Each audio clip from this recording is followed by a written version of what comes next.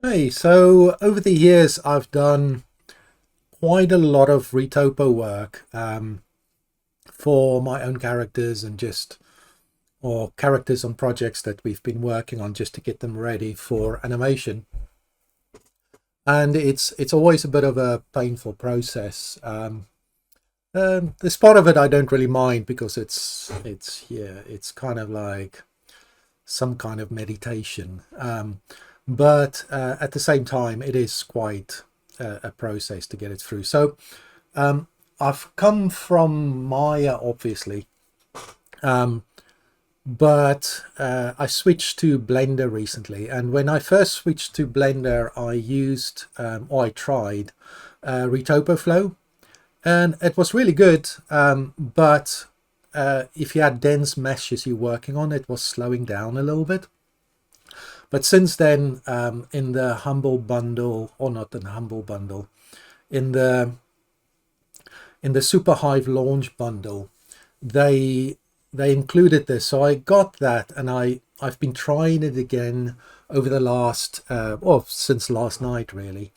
And I just want to give a shout out to the guys who developed it, because this is really one of the best Retopo experiences I've had, or manual Retopo experiences I've had, especially with their polypen tool. It flows really well, it works really well. So if you're coming from Maya and doing a lot of Retopo, I really recommend this tool. And let me quickly show you on screen. So basically, when this is enabled, and I'll link a video in the description of where they give a full description of how to use this tool, but I'll just quickly show you a little bit. So basically, when you hold in control, if you've got nothing selected, hold in control, you're going to draw your polys, and then you can just keep on drawing them. And it's very, very quick. And you can also, what you have selected, you can just create triangles as well, and then create another triangle. But this works so quickly. So once you got one placed, you'll see there, it's just a breeze to use. And it works very quickly. When you're not holding in control, you can move your vertices around, and that's really nice because it's just all in the one tool. And when you press control, you go into edit mode. You can also use it as a knife tool. So it's also just by holding in control, you can start cutting. And when you're not holding in control, you can move them around.